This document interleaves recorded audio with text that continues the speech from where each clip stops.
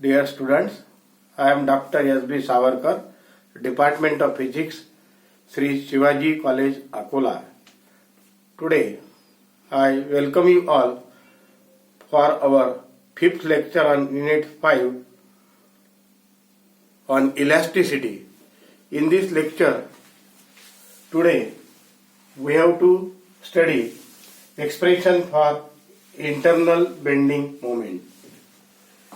In the last lecture, we have studied external bending moment, and today we are studying the internal bending moment.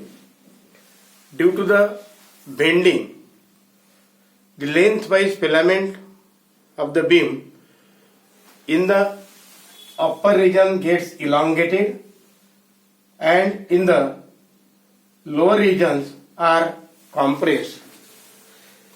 Due to this extension and elongation of the filaments, internal elastic forces develops. These are internal elastic forces. This internal magnitude of these internal elastic forces increases above and below the neutral axis.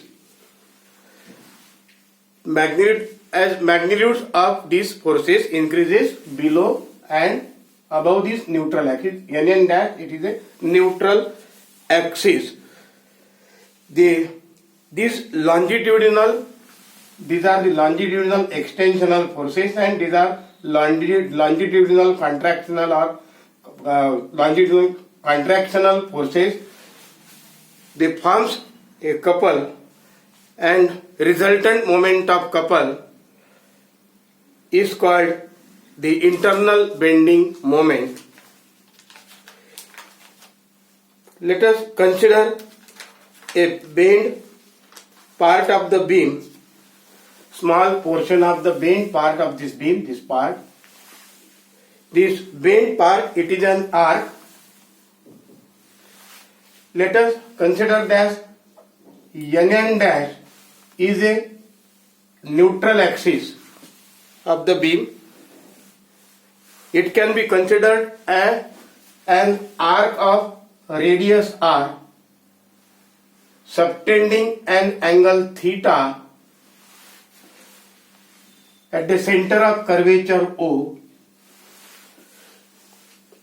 The filaments above the neutral surface N dash are subjected to longitudinal extensional forces, and below the neutral axis are subjected to longitudinal contractional forces.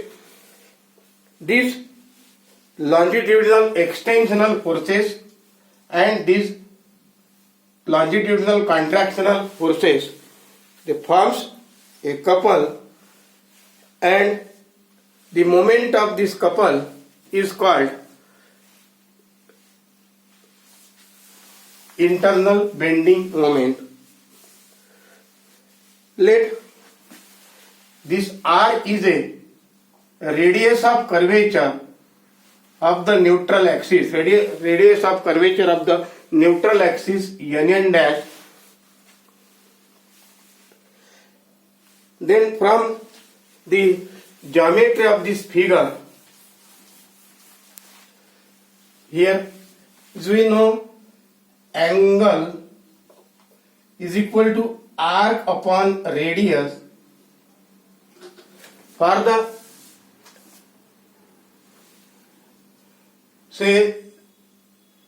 filament, for the filament PQ above the neutral axis, above at a distance z from the neutral axis.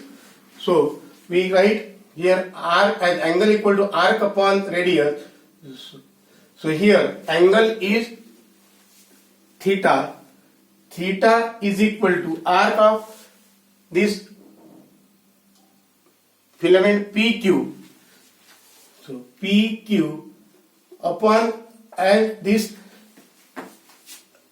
filament is situated at a distance z from the neutral axis z, so this distance will be it is R and this distance is Z. So PQ filament will be situated at a distance R plus Z. So R plus Z. Hence the length of the filament PQ, is equal to R plus Z theta. Let it be equation number 1. Now length of the neutral axis, similarly n dash, in terms of the angle theta, it is n dash is equal to R theta, because radius is R and angle is theta, so n dash. It is equation number 2. Therefore, now we write increase in length of the filament, increase in length of filament, it is equal to PQ minus NN dash, so R plus Z theta minus R theta, which is equal to R theta plus Z theta minus R theta gets cancelled, so we get here Z theta. Increase in length of the filament, it is Z theta. Now we find, or we can write longitudinal strain.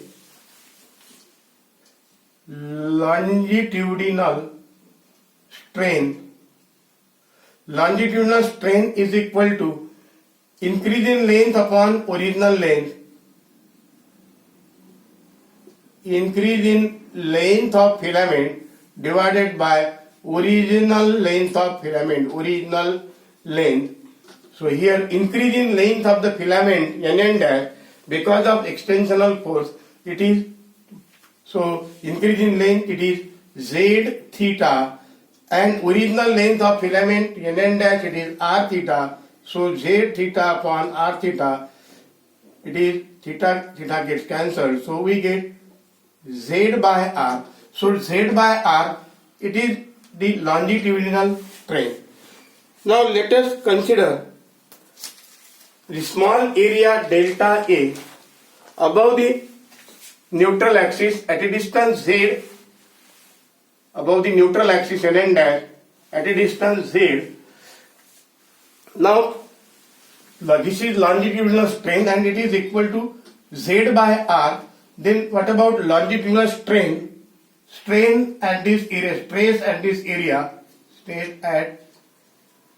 area, Stress means here Young modulus is nothing but it is a ratio of longitudinal stress to longitudinal strain. So stress is equal to Young modulus Y into strain, longitudinal strain, which is equal to with Z by R, Y into Z by R here, Z by R into Y, Z by R into Y, and here this stress is nothing but force per unit area. So this is a force acting on unit area. If we consider the delta area delta A, then we can write here the force acting on this area delta A, force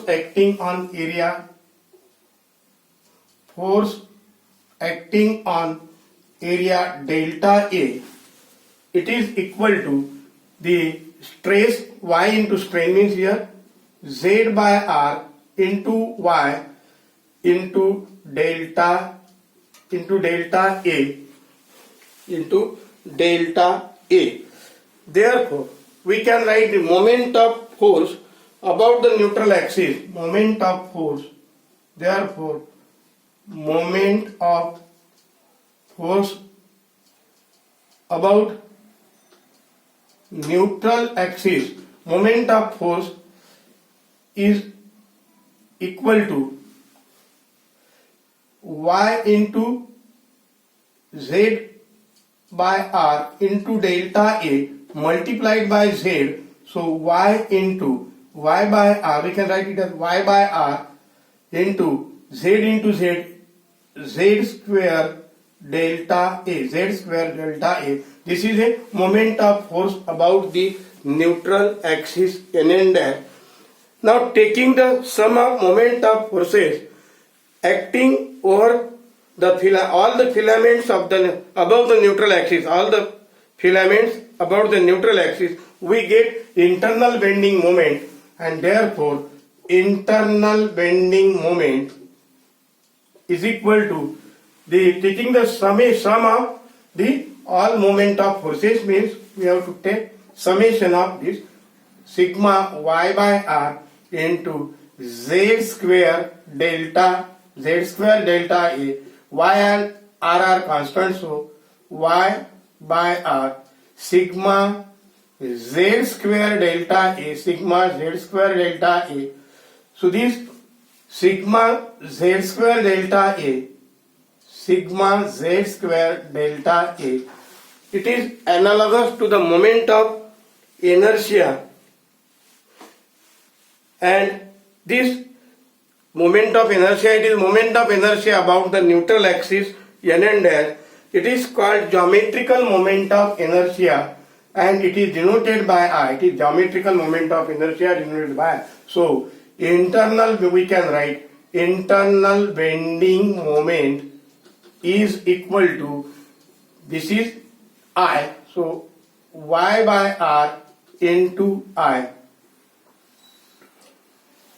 So this is the expression for the internal bending moment. This is expression for the internal bending moment.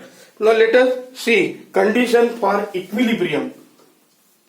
Condition for equilibrium.